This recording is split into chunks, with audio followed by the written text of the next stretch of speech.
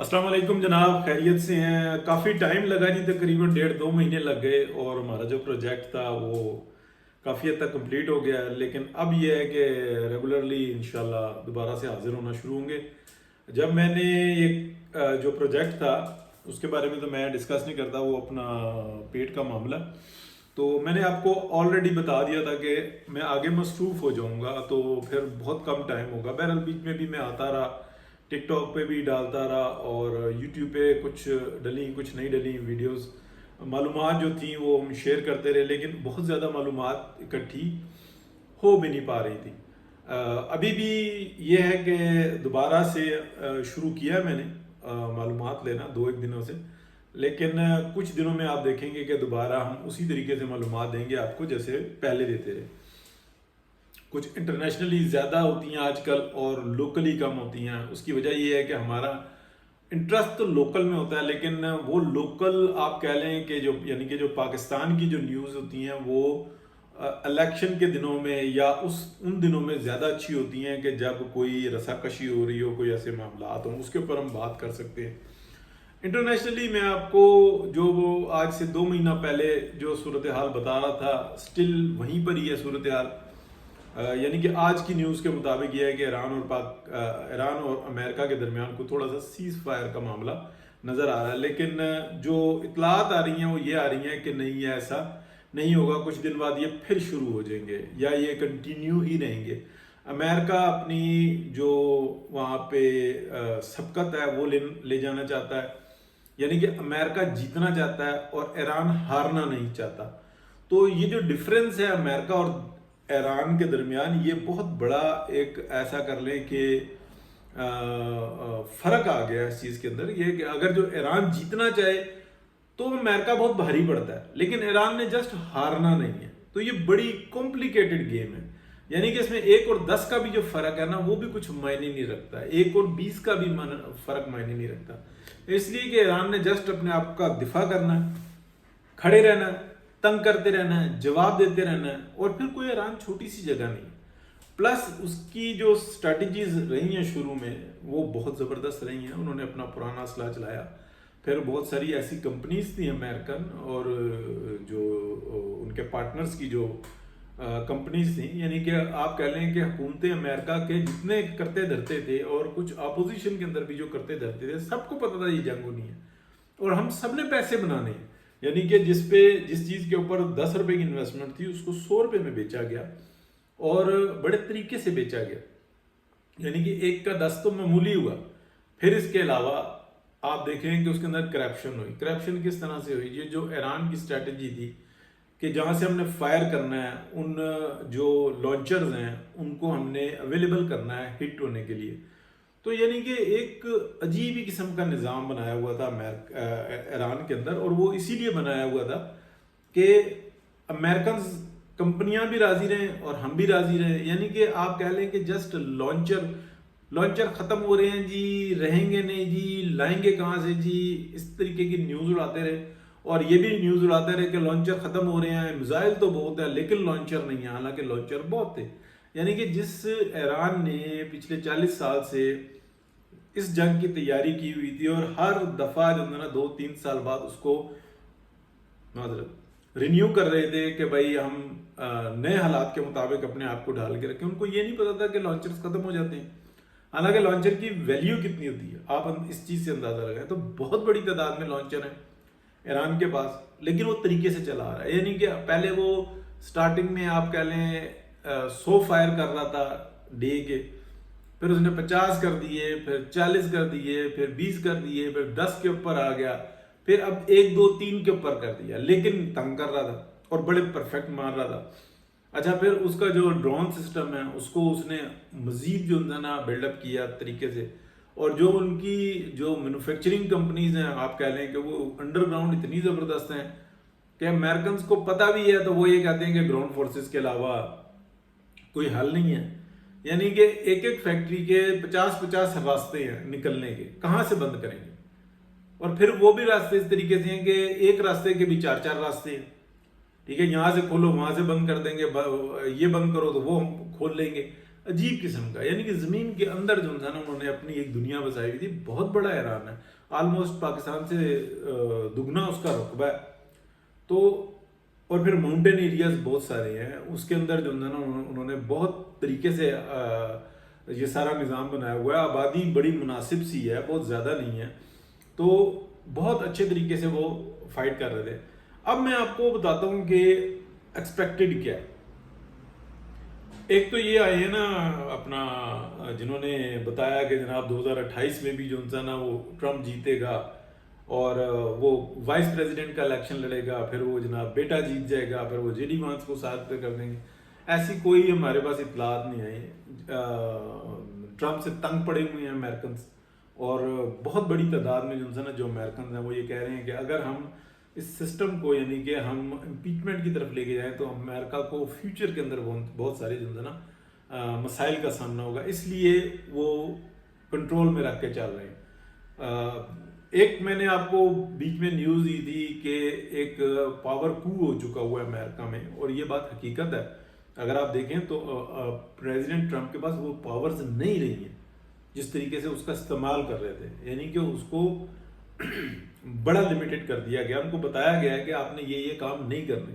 یعنی کہ ایک دفعہ پاکستان نے امریکہ کو ریسکیو کیا، لٹرلی ریسکیو کیا، کیونکہ امریکہ میں یہ بالکل واضح بات تھی جو وہاں پہ طاقتور حلقے تھے کہ ہم نے کسی بھی صورت میں کسی بھی نام سے نیوکلیر کا استعمال نہیں کرنا. اگر نیوکلیر کا استعمال کیا تو پاکستان تمام رپورٹس دے چکا ہوا تھا کہ یہ دیکھ لو آپ کے اپنے لینڈ کے اوپر جو ہے نا یعنی کہ اس کا جواب آئے گا، اور بڑا ہی بھیانک قسم کا آئے گا. اور یہ بھی بتا دیا تھا کہ نہیں کوئی روک سکے گا، کوئی نہیں. ہم یعنی کہ ہم بھی جو ہے نا اگر اپنے آپ کو 30 مار خان سمجھ لیں تو ہم بھی نہیں روک سکتے، لیکن اگر ہم فائر کریں تو ہم بھی دوسرا کوئی نہیں روک سکے گا. بہت ساری جو ٹیکنالوجی ہوتی ہے وہ بڑی عجیب طرح کی ہوتی ہے.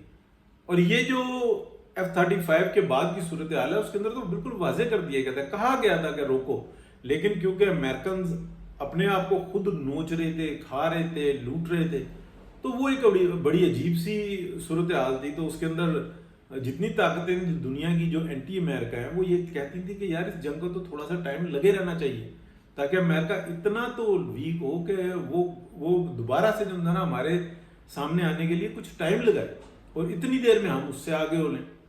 ٹھیک ہے، ایک دنیا کی بڑی طاقت ہے، اس بات کو ماننا ہوگا، لیکن یہ ساری صورتحال رہی. بہرحال اب تھوڑی سی لوکل بات کر لیتے ہیں. دیکھیں پیپلز پارٹی جو سی ہے نا ہمیشہ سے اپنے مفادات کے لیے جنگ لڑتی رہی ہے. کشمیر کے اندر جو ہوا، جو گلگت بلتستان کے اندر ہوا، اس کے اندر آپ دیکھیں کہ زبانی جمع خرچ، وہ زہر جو ڈاکٹرائن کے تھرو پاکستان کے اندر پھیلایا گیا، یعنی کہ بیانیہ، ایک شخص 10 کام کر کے دے رہا ہے، اس کے مقابلے میں آپ 100 کے وعدے کر لو تو بیانیہ تو جو ہے نا جیت گیا. کہاں 10 کہاں 100، کرنا کرانا کچھ نہیں، کرنا تو جس نے ہے وہ 10 ہی کرے گا نا. یعنی کہ پنجاب آگے سے آگے جاتا جا رہا ہے، سندھ برباد ہوتا جا رہا ہے، کے پی کی حالت خراب ہوتی جا رہی ہے. دونوں صوبوں سے جو پیشنٹس ہیں وہ اس طرف آ رہے ہیں، ماں سوائے سندھ میں جو شہری آبادیاں ہیں، کچھ حصہ تھوڑا سا آپ کہہ سکتے ہیں آپ کہہ لیں حیدرآباد کا، باقی سارا کا سارا کراچی ہے جس کے اوپر تمام ڈیپینڈ کر رہے ہیں. پھر کراچی کے اپنے اندر کچھ پولیٹکس اور کچھ ایسی نظریاتی جو نا وہ آپ کہہ لیں کینسر موجود ہے کہ جو لوگوں کا دماغ خراب رکھتا ہے، جس سے لوگ کراچی کے پاگل ہو کے رہتے ہیں کہ ہم پال رہے ہیں پورے پاکستان کو 80% ٹیکس اور 70% ٹیکس. یعنی کہ کوئی بھی شخص جو پشاور میں رہتا ہے وہ اپنا سامان امپورٹ کرتا ہے، وہ کے پی ٹی پہ اترتا ہے، وہ کہتے ہیں کہ یہ ہمارا. یعنی کہ عجیب و غریب قسم کی ایک فلسفی ہے. اچھا کچھ ان کا کردار بھی ہے، ایسا بھی بات نہیں کہ بالکل بھی نہیں ہے یا وہ صرف نام ہی کر رہے ہیں، لیکن ایسا ہے کہ اگر آپ اس کے اوپر اچھلیں گے نا تو اس کا نقصان زیادہ ہوگا، فائدہ کم ہوگا. نقصان کسی دوسرے کو نہیں دے سکتے، خود کا نقصان کرتے ہیں، اس لیے کہ آپ محدود ہو جاتے ہیں. اور ٹیکنالوجیکلی اگر جو انڈسٹری کو دیکھیں تو اس وقت میں کراچی سے بہت آگے جو ہے نا پنجاب کے شہر نکل چکے ہوئے ہیں، مختلف شہر، اور پنجاب آگے سے آگے جاتا جا رہا ہے. اب وہ آپ کہہ لیں کہ جب تک گوادر پراپرلی رن نہیں کرتے تو وہ بن قاسم اور کے پی ٹی پہ جو ہے نا ریلائی کر رہے ہیں، تو وہ سارے جو ہے نا کراچی کی پورٹس ہیں، اور ان پورٹس کا جو ہے نا وہ اپنا بینیفٹ لیتے ہیں. بہرحال یہ ایک لوکلی جنگ ہے. آخر کو میں آپ کو یہ بتاؤں کہ پیپلز پارٹی کی جو سیاست ہے نا وہ اس الیکشن کے اندر بالکل واضح ہوگی، اس لیے کہ جو پی ایم ایل این ہے وہ کافی وضاحت کے ساتھ جو ہے اسٹیبلشمنٹ کے ساتھ گفتگو کر چکی ہوئی ہے کہ اگر صرف اور صرف پنجاب ہی آگے بڑھے گا تو پھر بڑے پرابلمز ہوں گے. اس سے پہلے کہ ہم صوبوں کی بات کریں، اگر ہم اس کو نیشنل اسمبلی میں لے کے آئیں گے نا تو ہمارے یہ کارڈز ہیں، آپ کے جو کارڈز ہیں آپ وہ بیان کریں. تو وہاں پہ اسٹیبلشمنٹ کہتی ہے نہیں ہمارے کارڈز بھی آپ کھیلو. پی ایم ایل این کہتی ہے کہ ہم ان کارڈز کو نہیں کھیل سکتے کیونکہ آپ جو ہے نا ایک ایسا مفروضہ بیان کرتے ہیں کہ جس کے اندر جان ہی نہیں. یعنی کہ میں آپ کو مختصراً اگر بتاؤں کہ پنجاب وہ یہ کہتا ہے کہ پورے پاکستان کو فیڈرل کے انڈر سمجھو اور صوبوں کو تک بنا لو، انتظامی یونٹس بنا لو، یعنی کہ صوبے بنا لو. اب اس پنجاب کے اندر اگر آپ دیکھیں تو کے پی کا کچھ حصہ آ جاتا ہے پنجاب کے اندر، اس کا ایک صوبہ بناؤ. کچھ پنجاب کا ایسا حصہ آتا ہے جس میں کافی بڑا رقبہ جو ہوتا ہے نا وہ بلوچستان کا جو ہے وہ پنجاب کے اندر آتا ہے، یعنی کہ ایک صوبے کے اندر. اب آپ سمجھ رہے ہوں گے کہ میں جس کی بات کر رہا ہوں وہ اپنے آپ کو وہیں سے منسلک سمجھتے ہیں. اس کا ایک صوبہ بناؤ. ایک جو حصہ ہے پنجاب کا اس کا بہت بڑا رقبہ جو ہے نا وہ سندھ والے جو ہے نا جو اندر یعنی کہ سندھ کا اس کو کلیم کرتے ہیں. تاریخی طور پر بھی یہ درست ہے، یعنی کہ 3 صوبے جو یہ بن رہے ہیں ان تینوں صوبوں کے اندر بلوچستان کا کچھ حصہ شامل ہوتا ہے، سندھ کا کچھ حصہ شامل ہوتا ہے اور کے پی کا کچھ حصہ شامل ہوتا ہے. باقی کے رہ گئے تقریباً 3 یا 4، آپ اس کو بھی تقسیم کر لو. لیکن آپ اس بات کو ذہن میں رکھو کہ جو موجودہ پنجاب ہے اگر اس کو ہم سمجھیں کہ یہ 6 یا 7 صوبوں میں تقسیم ہو گیا تو انتظامی طور پر جو ہے نا پاکستان کے اندر جو پانی کا استعمال ہے جو اس وقت میں 34% پنجاب لے رہا ہے وہ تقریباً آپ کہہ لیں کہ 53-54% صرف اس پنجاب کو آ جائے گا. ٹھیک ہے، بے شک اس کے 6-7 صوبے بنے ہوئے ہوں گے. اور پھر آپ کیا کہو گے کہ آپ بڑے بھائی ہو، آپ قربانی دو. تو صوبہ بھاولپور کیوں قربانی دے گا؟ صوبہ جنوبی پنجاب کیوں قربانی دے گا؟ ٹھیک ہے، صوبہ ہزارہ یا آپ یوں کہہ لیں کہ جو پٹھوار ہے وہ کیوں قربانی دے گا؟ وہ کہے گا میں تو اپنا پورا حصہ لوں گا، میں تو خود چھوٹا سا ہوں. تو چھوٹے بھائی کو تو بڑا بھائی دیتا ہے. تو کیا سندھ دے گا؟ سندھ کے اگر 2 صوبے بن جاتے ہیں یا وہاں پہ انتظامی طور پہ 3 حصوں میں اس کو تقسیم کر دیا جاتا ہے، ٹھیک ہے، یہ جو کراچی اور گوادر جو ہے اس کو فیڈرل کے انڈر کر دیا جاتا ہے اور باقی کے سندھ کے 2 صوبے کر دیے جاتے ہیں یا 3 کر دیے جاتے ہیں. تو وہ کیوں اپنا حصہ چھوڑیں گے؟ وہ بھی لیں گے لیکن ان کا حصہ جو ہے وہ تقریباً 20% رہ جائے گا 34% سے. کے پی کو تقریباً جتنا مل رہا ہے اتنا ہی ملے گا. بلوچستان کا حصہ بڑھ جائے گا، جو اس وقت کا بلوچستان اس کا حصہ بڑھ جائے گا.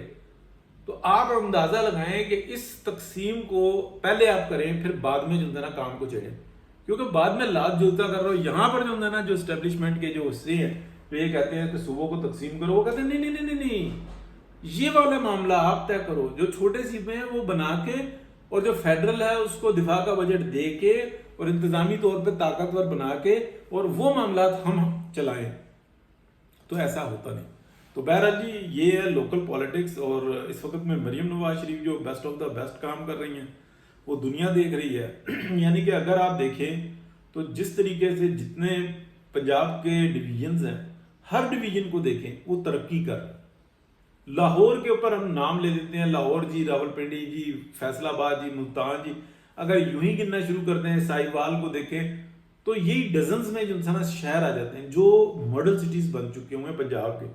اور پھر اس کے بعد آہستہ آہستہ چل رہے ہیں. یعنی کہ میں اگر نیو یارک کو دیکھتا ہوں نا، اتنا خوبصورت مینہٹن، لیکن جسٹ آپ پورٹ اتھارٹی کا جو ایریا ہے نیو یارک کا اس سے 3 یا 4 کلومیٹر آپ ٹاؤن سائڈ پہ جائیں تو وہاں پہ کہتے ہیں کہ یار یہ نیو یارک ہے اور سامنے یہ اتنی بڑی بڑی بلڈنگیں نظر آ رہی ہیں، یہ یہاں پہ کیا رکشے چل رہے ہیں. یعنی کہ اتنا بڑا فرق ہے. تو یہ جو ماڈل سٹیز ہوتے ہیں یہ ماڈل سٹیز ہی ہوتے ہیں. پوری دنیا نیو یارک کو دیکھنے آ رہی ہے. لیکن نیو یارک سے 5 کلومیٹر آگے عجیب ہی صورت حال ہوتی ہے. یہ تو میرے آنکھوں کا دیکھا ہوا ہے اور ڈزنز آف ٹائم. اسی طریقے سے لنڈن میں نے دیکھا ہے کہ یار شہر کیا اور تھوڑے سے سائڈوں میں کیا صورت حال ہے. پیرس کو میں نے دیکھا ہے کہ یار پیرس کا سینٹر کیا ہے. ہاں پیرس کو یہ کہہ سکتے ہیں کہ جو سائڈ میں جاتے ہیں نا وہ اور خوبصورت ہے, اور طرح سے خوبصورت ہے. لنڈن اور جو نیو یارک ہے وہ بالکل ڈفرینٹ ہے. پھر ان کے بڑے بڑے خوبصورت ٹاؤنز ہیں, ان کو دیکھنے لوگ جاتے ہیں.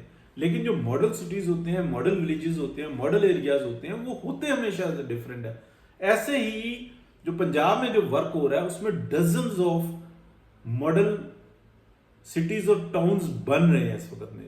اگر مریم نواز شریف کو اگلے 5 سال بھی مل گئے تو ضروری نہیں ہے کہ وہ وزیر اعظم کے لیے کے اوپر سرو کریں, اور اگر وہ کریں گی تو وہ بیسٹ آف دا بیسٹ ہوگا. لیکن اگر وہ اس طریقے سے بھی رہ گئی تو آپ یہ سمجھ لیں کہ پوری دنیا سے لوگ دیکھنے کے لیے آئیں گے پاکستان کو, اور اس کے اندر جو سب سے زیادہ وزٹ کریں گے وہ پنجاب کو کریں گے, اس لیے کہ ان کو وہاں پہ مزہ آئے گا. وہاں پہ ہوٹلز ہوں گے, وہاں پہ روڈز ہوں گی, وہاں پہ اسکولنگ بہت اچھی ہوگی, تو لوگوں کا معیار زندگی بہت اچھا ہوگا, لوگوں میں شعور بہت زیادہ ہوگا. وہاں پہ انڈسٹری ہوگی, وہاں پہ کھیل ہوگا, وہاں پہ میڈیکل ہوگی. یعنی کہ ہر وہ اچھی چیز ملے گی پنجاب کے اندر جو ہونی چاہیے. لیکن باقی کا پاکستان کیا وہ حق نہیں رکھتے. یعنی کہ اگر آپ دیکھیں تو مردان اور پشاور کو اجاڑ کے رکھ دیا پی ٹی آئی نے, لیکن وہاں کے لوگوں کے دماغ خراب کیے ہوئے ہیں. پنجاب لوٹ کے کھا گیا, بجٹ پورا آتا خزانے میں, اور وہی آپ کے جو لیڈرز ہیں وہی لوٹتے ہیں اور الزام پنجاب پہ لگا دیتے ہیں. وہ کہتے ہیں بس ٹھیک ہے. یہ ہے بیانیے کی جنگ, جس کو باجوہ ڈاکٹرائن نے جو ہے نا عوام کے سر پہ جو ہے نا مسلط کیا, پاکستان کے سر پہ مسلط کیا, لوگوں کو نہیں سمجھ میں آ رہی.